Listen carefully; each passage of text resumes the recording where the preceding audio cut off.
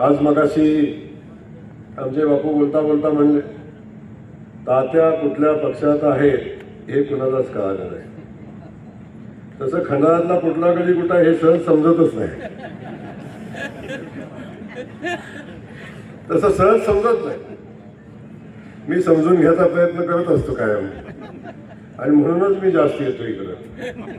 काही लोकांना माझं येणं आवडत नाही, पण माझा नाही झालंय. मला खंडाळ्यात यायला मलाच आवडतं. कारण जे प्रेम खंडाळ्यात मिळतं ते दुसरीकडे सहज मिळत नाही. मला आठवतं, खंडाळा या गावामध्ये मी माझे मित्र अविनाश धायगुडेंच्या सोबत पहिल्यांदा आलो होतो, आणि अतुलच्याच घरी बहुतेक जेवण होतं. आणि या गावातला पहिला माझं येणं त्या दिवशी गावात झालं होतं, आणि तेव्हापासून या गावाचं माझं एक ऋणानुबंध तयार झाले. आणि सातत्याने या गावाच्या प्रत्येक प्रक्रियेमध्ये मला या गावातल्या ग्रामस्थांनी बोलवलं, मला सहभागी व्हायची संधी दिली. त्यामुळे या सगळ्या गावकऱ्यांचं मी मनापासून या ठिकाणी सातत्याने आभार मानले. मला आठवतं 2-2.5 महिन्यापूर्वी मी इथं आलो होतो. प्रचंड मोठी सभा या ठिकाणी होती. प्रचंड मोठं प्रेम या भागातल्या सगळ्या खंडाळा तालुका असेल, वाई तालुका असेल, या सगळ्या लोकांनी जनतेनं मला दिलं. आणि या जनतेचं प्रेम मला मिळालं. मला बाकी कोणाचं मिळालं का नाही मला माहिती नाही, कारण आजपर्यंत संघर्ष करत असताना बापू जनतेचं प्रेम सातत्यानं राहिलं, पण स्टेजवरचं प्रेम मला कधी मिळालं नाही.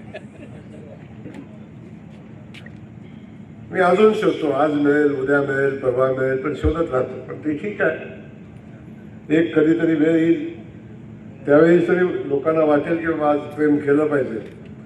पण बाकी जोपर्यंत माझ्या समोर बसलेल्या लोकांची ताकद आणि आशीर्वाद पाठीशी आहे, तोपर्यंत फार कुणाचा विचार करायचा नाही. ही माझी सातत्याची भूमिका आहे.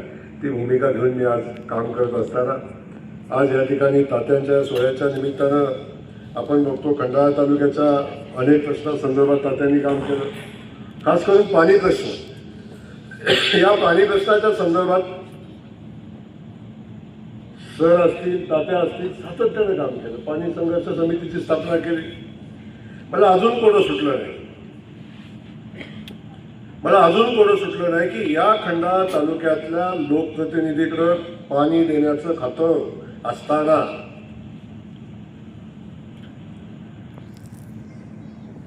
आजपर्यंत या तालुक्याला पाणी का मिळालं नव्हतं. जवळ 15 वर्ष हे खातं हे या तालुक्याच्या आमदारांनी आणि या तालुक्यातनं तिथल्या जनतेनं प्रेम दिलं त्यांच्याकडे होतं. तरी सुद्धा पाणी मिळालं याची खंत आपल्याला आहे, राजकीय नाही. ही टीका म्हणून मी अजिबात सांगत नाही. परंतु सातत्यानं आपण सगळेजण पाहतो की या तालुक्याला आजही जेव्हा कधी आम्ही येतो तेव्हा इतर बापू काय मागणी होते. मग ते बावड्याच्या स्टेजवर आलं तरी पाण्याची मागणी होते,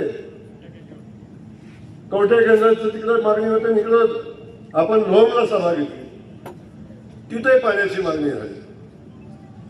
मला वाटत होतं फक्त मानखटावमध्येच पाणी मागायला लागतं, इकडं सगळं बरं आहे. पण मला माहिती नाही, मानखटावमध्ये जवळजवळ पाणी पोचलं, पण आज पण इकडं पाणी पाणी होते याची खऱ्या अर्थानं आपल्या सगळ्यांना खंत कायम आहे. आणि तात्यांच्या 81व्या वर्षी कायम खंत आहे, कारण पाणी संघर्ष समितीचे ते सदस्य आहे. त्यामुळं त्यांची मनापासूनची भावना आहे की माझा पाण्याचा संघर्ष मी जायच्या अगोदर संपवा. खरं का नाही,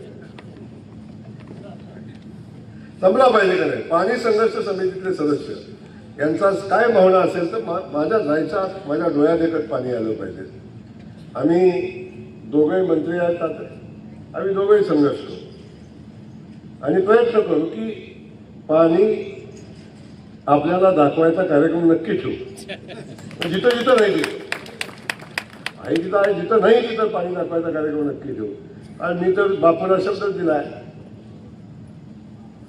जर तुमच्या त्या 12 गावाला पाणी मिळालं नाही तर मी निवडणूकच लढणार नाही. 14, 12, 14 काय असतील तेव्हा तो हिशोब बरोबर ठेवतो. 14 गाव, 14 गावाला पाणी दिल्याशिवाय मी विसरत नाही बापू. काय मी सहज काय विसरत नाही, हिशोब बरोबर केल्याशिवाय राहत नाही. त्यामुळे माझी भूमिका सातत्यानं उदारी ठेवायची नाही अशीच असते. मी कधीच कुणाला उधार मागत नाही. तेव्हा या खंडाळा तालुक्यात आलो तेव्हा मी आपल्या सगळ्यांना माहिती आहे की ती भूमिका मांडली होती आणि मी ती भूमिका घेऊन लढणार बापू. लोहम त्या परिसरातल्या 14 गावांना पाणी द्यायची लढाई करणार आणि जर पाणी नाही दिलं तर निवडणूक नाही लढणार. हा शब्द त्याही दिवशी दिला, आजही तो शब्द आहे.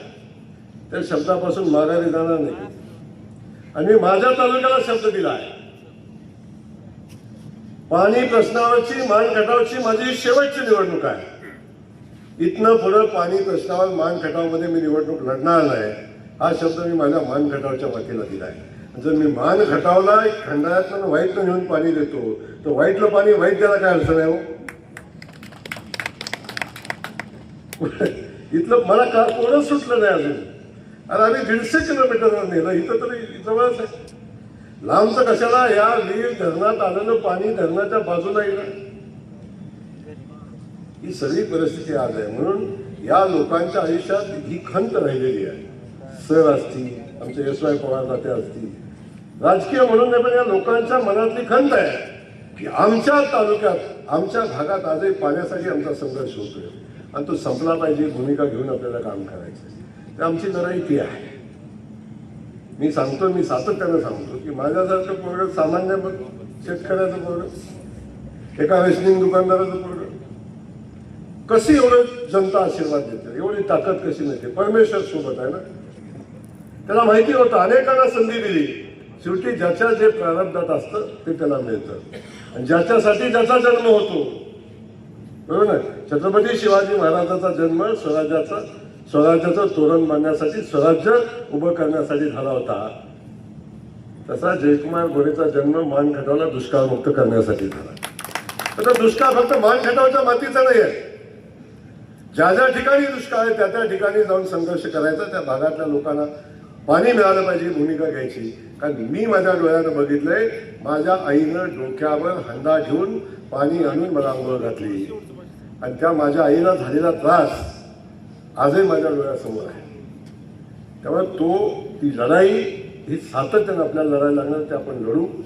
त्यामुळे खऱ्या अर्थानं शुभेच्छा काय असतील आमच्या तात्याला की हे पाण्याचे प्रश्न सुटले पाहिजे. तर बाकी प्रश्न जे बापूने मांडले ते आपोआप सुटतील. बापू काळजी नका करू, ते प्रश्न आपोआप सुटतील. तुमच्या मनात आहे ते माझ्या ध्यानात आहे. त्यामुळे या सगळ्या गोष्टी होत राहतात.